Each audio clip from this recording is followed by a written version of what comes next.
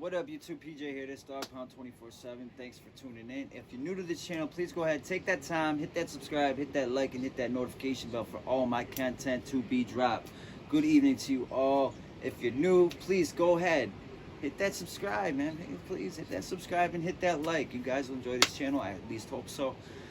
As you can see behind me, there's a picture of a prison cell. We're about to break all that down. I'm gonna give you a little quick video on solitary confinement, people. And I wish to God none of you have to experience something like this, because I did a 15-month shoe term for being knocked with a cell phone. All right, in my bid, I maxed out on my bid from the shoe. Did 15 months. It was horrible. It was mind breaking. It'll break you down. And listen, I'm going to tell you how I got through it in case anybody that's watching this video has to go do a bid. If you're going to do a little bid, you might, skate through without hitting some, type of shoe. But if you're doing a little stretch, it comes with the bid. You're eventually going to hit the solitary confinement. It's just, like I said, comes with the bid. It happens. But try to avoid it at all costs, because it's not a place you want to go. But this picture of this prison cell behind me is the same exact cell that I was in when I was in the upstate box. Where that's our maxi max in New York State, where if you're going to do a long shoe term, anything over 30 days, they send you here. And as you can see, it is double bunked. You are going to be double bunked with a person if you have to do shoe time. The only way you will not be double bunked, and it's funny because when I went to this shoot 2 different times. I did a 90-day shoot term here, and I did a 15-month shoot term. All right, and I remember going there, and I remember hearing dudes, when they find out it's double bunk, they be like, I can't double bunk with people. It's in my jacket. You can't do it. I can't be with somebody. Like, they don't give a shit, man. It better be in your prison jacket. For you to not double bunk, you have to be a very, very violent SOB, all right? Where you're hurting your bunkies, so like where you're practically, if you're not killing them, close to it. That's the only way you're not going to double bunk, all right? But other than that, you're double bunking, all right? Here's the other thing when it comes to your bunkie. They're not going to just throw you in with anybody. That's not how that works, at least in New York State. I know in other states across the country, they really don't give a shit about this. But in New York State, they try to match you up with your weight, your height, your race, and all that good stuff. So they're not going to throw you in if you're 120 pounds, some, really, really young, not so big type person, and they ain't gonna try to throw you in a cell with a dude that's 280, 250 somewhere in there, whatever. It's not gonna happen. They try to match you up, the best as possible, because they don't want to deal with paperwork. They don't want to deal with dudes being tied up under the bed when they come serve your trays and find some of you under the bed tied up, because that's how that shit happens, and it has happened. That's why they went to that, because it was never always like that.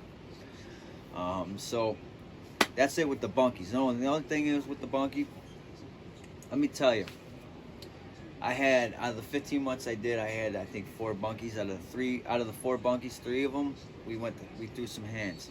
And it just happens. It comes with the bid. Now, you might be close as hell. You guys are boys, whatever the case may be. You guys develop into being real close with each other. But at some point, you guys are going to come to, throwing some hands with each other, because just think about this. If you've never been to solitary confinement, or even been in a prison setting or a jail setting or anything like that, just imagine being in a cell or a closet or a bathroom, and imagine being in there for months at a time and not coming out. All right, you're locked in there with somebody. All right, you're on top of each other 24 hours out of the day, and you're going through it. Each of you are. You're both are going through it. You're going through the same thing. You can't talk to your families, you can't talk to your kids, you can't talk to your wife, you can't talk to nobody. You can't make phone calls while you're in there. It's horrible. So you guys at times are going to be a little short fused. All right, the littlest things will escalate into throwing hands. All right, prime example, one of the incidents that I was in. Dude, I was sleeping on top bunk. I always sleep on top bunk, and I'll tell you why in a minute. But I was up sleeping, and dude was cleaning the cell. All right. Every other day you'll be cleaning the cell. That's how it is with everybody. Usually in the shoe, you guys take turns cleaning the cell. You gotta pull your weight while you're in there. So he was cleaning the cell that morning. He ended up getting some water on my things. He didn't do it on purpose, but that teed me out. That pissed me off because I was already in a bad mood. And I said, yo, my man, like, can you be careful next time? You know, I said it with a little sarcasm, something along them lines. Well, he didn't like that. He didn't like that. So we started going back and forth with each other. And when I go to prison, I don't, talk about my life in the streets much. You know, people look at me, I'm an average sized dude. I'm not a huge dude, but I handle my own. You people know that are subscribed to my channel for some time. You guys know what I'm about. And a lot of people don't know that about me.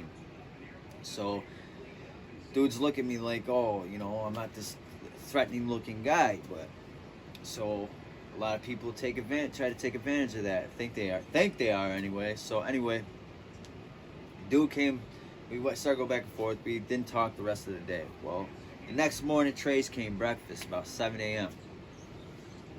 We were both waiting at the door for the cop to hand us our tray, and as soon as he put the tray in the flap, we both went to reach for it at the same time. Well, we kind of bumped into each other. Well, he shoulder checked me.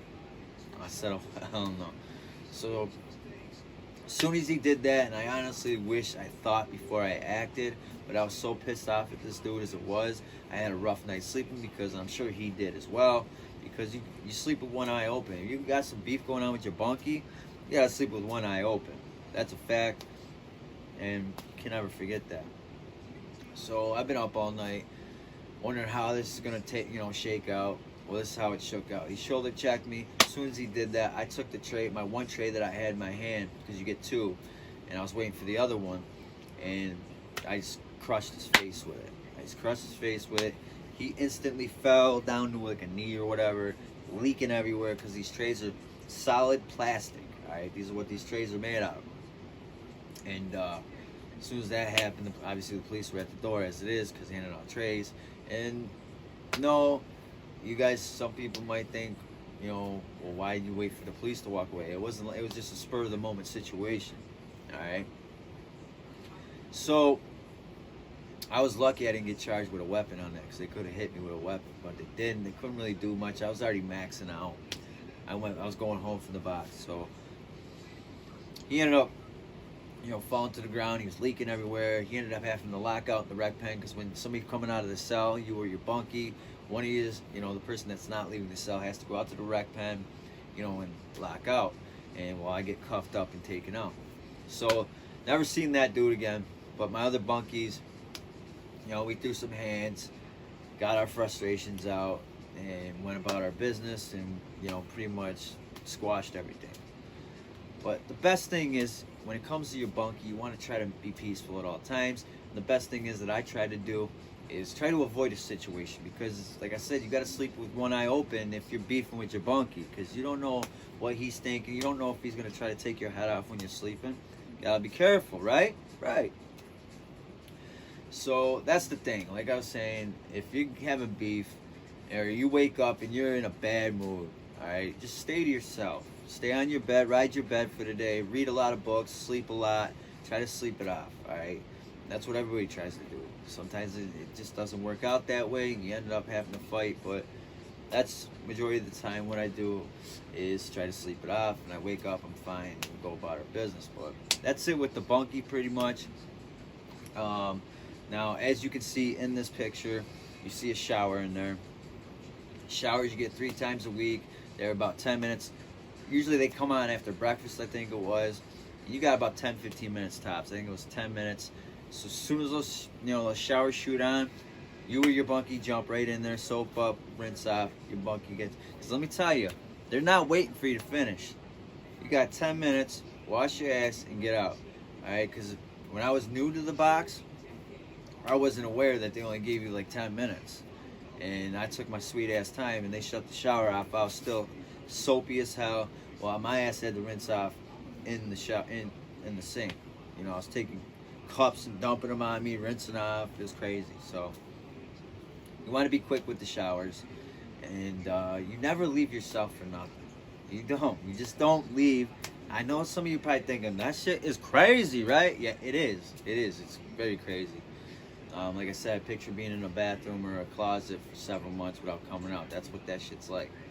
It will break you, but you can't let it. Key is you have to develop a little routine while you're doing your shoot time. All right, you can't let the time get to you. If you let the time get to you and you sit there and think about it, it's gonna break you. And I'm not gonna lie, my first couple months in the shoe, I was going through it. I was thinking to myself, how the hell am I doing this? Emotionally depressed, you know, it was horrible.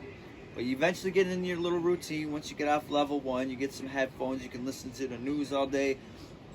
Because an upstate box, not sure if you can see in the picture, but on the firewall, I don't think you can.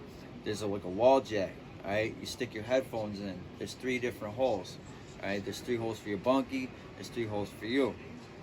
Once you hit 2 and 3, you get headphones, and you can listen to them on 1 hole. You can listen to the news. It's like CNN News all day long. 2 hole is straight music, and they switch the music every 4 or 5 hours, whatever it was.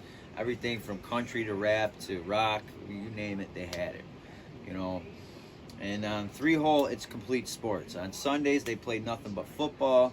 You listen to football games, all that good stuff, basketball games, you name it, you can listen to it. So that helps. That's pretty much what I did. I listened to music, read my books, wrote my family, wrote my wife pretty much every day when I was in there. And that's pretty much it, man. That's box time. And the other thing that I did to stay sane in there, that helped me a lot, I medicated myself with some marijuana on a daily basis. Yes, I did. For probably about, 9 months out of my 15-month shoot term, I was ripped every day, all right? Because it helped me stay sane, all right? People are probably wondering, well, how the hell did you get that in there in solitary confinement? Well, people that have not been to prison or solitary confinement, dude on my gallery was going down, all right, on visits every weekend.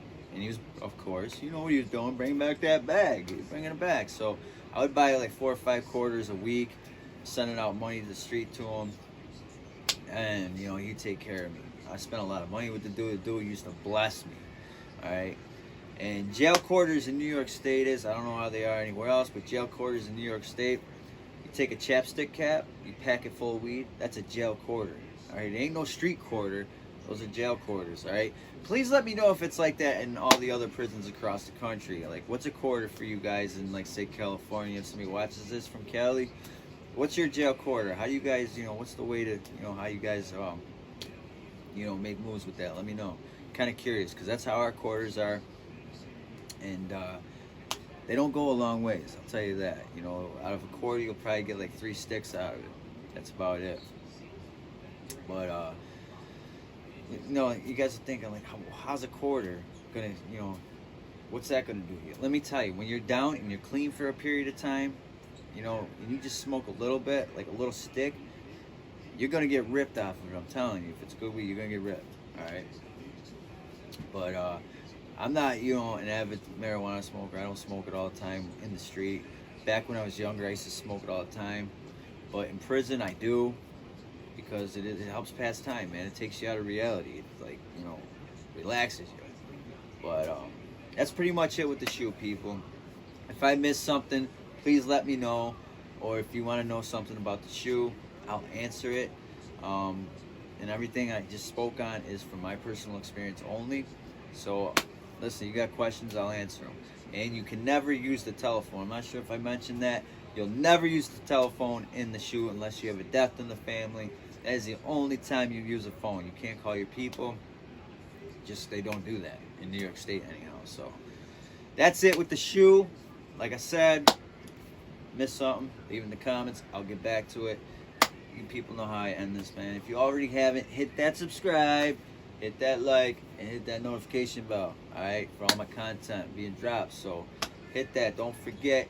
Also, you know how it is, man. People, everybody stay free, safe, and corona free.